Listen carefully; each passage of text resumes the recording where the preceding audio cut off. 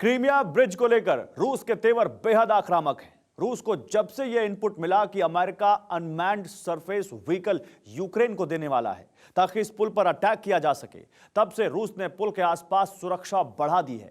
Putin को पता है कि अगर इस पुल को नुकसान पहुंचा तो ब्लैक सी में रूस की ताकत को बहुत बड़ा झटका लगेगा। इसीलिए रूस ने भी यह धमकी दी थी कि अगर क्रीमिया ब्रिज पर अटैक हुआ तो रूस न्यूक्लियर अटैक भी कर सकता है। आखिर ब्लैक सी के लिए पुतिन इतने फिक्रमंद क्यों हैं और ग्लोबल फूड क्राइसिस से ब्लैक सी का क्या कनेक्शन है? देखिए टेली सीरीज का यह एपिसोड कब्जा, अ वरीइंग साइन।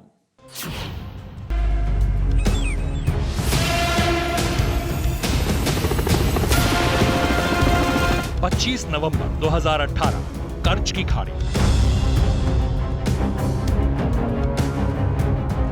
सुबह का वक्त था। यूक्रेन की नेवी के 3 जहाज ब्लैक सी से अजोव सागर की तरफ बढ़ रहे थे। ओडेसा से चले इन यूक्रेनी जहाजों की मंजिल थी मरियुपोल, लेकिन मरियुपोल पहुंचने से पहले एक बड़ा कांड हो गया। जैसे ही यूक्रेन नेवी के तीनों जहाज कर्च की खाड़ी के पास पहुंचे, वैसे ही वायरलेस पर धमकी भरे मैसेज गूंजने लगे।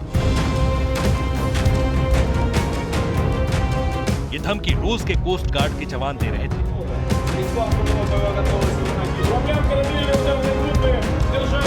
रूसी जवानों का मानना था कि यूक्रेन के शिप रूस की जल सीमा में घुसपैठ कर रहे थे, इसलिए उन्होंने अलर्ट जारी कर फौरन वापस लौटने को कहा।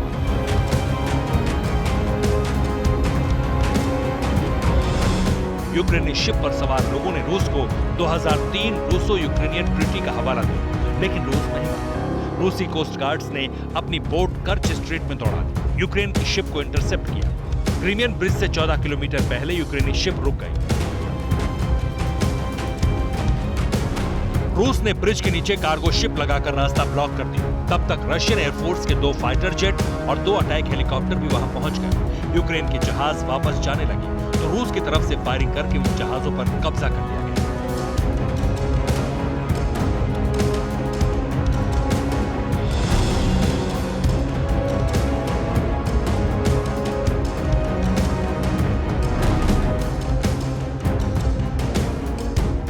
तब रूस और यूक्रेन के बीच आज की तरह जंग नहीं छिड़ी। इसके बावजूद यूक्रेन के खिलाफ रूस के तेवर जंगी। जानते हैं क्यों? क्योंकि ब्लैक सी में पुतिन को कोई गुस्ताखी बर्दाश्त नहीं।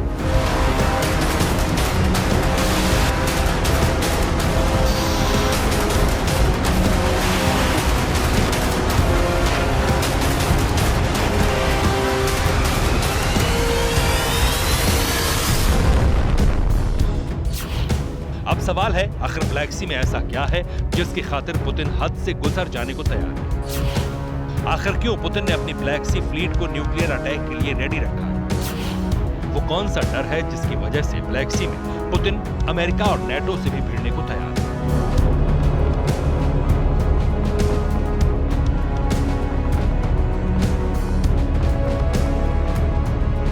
इन सारे सवालों का जवाब जानने से पहले हमें यह समझना होगा कि ब्लैक सी की भौगोलिक स्थिति रूस के लिए इतनी संवेदनशील क्यों है।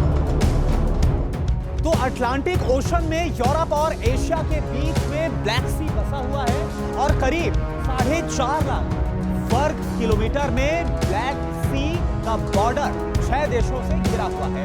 ये 6 देश कौन कौन से हैं आप जरा समझ लीजिए। बुल्गारिया, जॉर्जिया, रोमानिया, रूस, तुर्की और यूक्रेन। ये वो सभी 6 देश हैं जो कि आपको यहां पर नजर भी आ रहे हैं। इन 6 में से 3 देश टर्की, रोमानिया और बुल्गारिया। टर्की, रोमानिया और जो बुल्गारिया है वो नाटो के फुल अलायंस मेंबर हैं, जबकि यूक्रेन और जॉर्जिया भी अमेरिका और नाटो के क्लोज पार्टनर हैं। तो 5 देशों के बीच बचा अकेला रूस। रूस को पता था कि अगर नाटो की सेना क्रीमिया पहुंच गई तो बहुत गड़बड़ हो जाएगी, इसलिए आफत आने से पहले ही पुतिन ने क्रीमिया पर चढ़ाई कर दी और उस पर कब्जा कर लिया।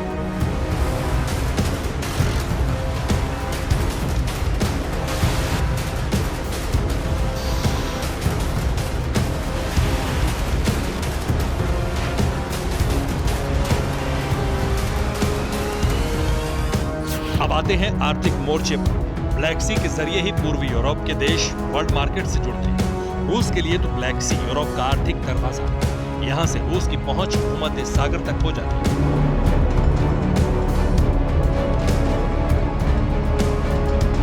जंग से पहले हर रोज 2 lakh barrel crude oil east से वेस्ट पहुंचता था।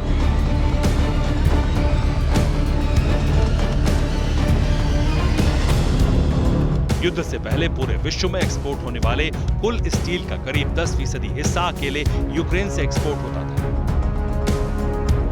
दुनिया का 25% गेहूं रूस और यूक्रेन निर्यात करते हैं।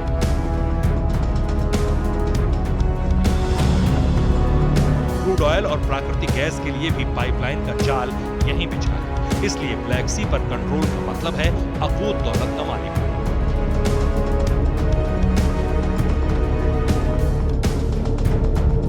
पश्चिमी देशों के ताबड़तोड़ बैन से रूस की अर्थव्यवस्था को जो चोट पहुंची है, उसकी वजह से पुतिन के लिए ब्लैक सी का महत्व तो कई गुना बढ़ जाता है। ओडेसा और मारियोपोल पर पुतिन आर्मी के कंट्रोल की वजह से अब ब्लैक सी में दूसरे देशों के जहाजों की मूवमेंट प्रभावित हुई है। यूक्रेन युद्ध से पहले ही पुतिन ने गेहूं का एक्सपोर्ट करके मास्टर स्ट्रोक चल दिया था। ऊपर से यूक्रेन के गेहूं पर डाका डालकर रूस की रसोई तो भर गई, लेकिन बाकी यूरोप पर भूख के बादल जरूर मंडराने लगे हैं। परवाह देश की, सोमवार से शुक्रवार रात 10 बजे TV9 भारतवर्ष पर।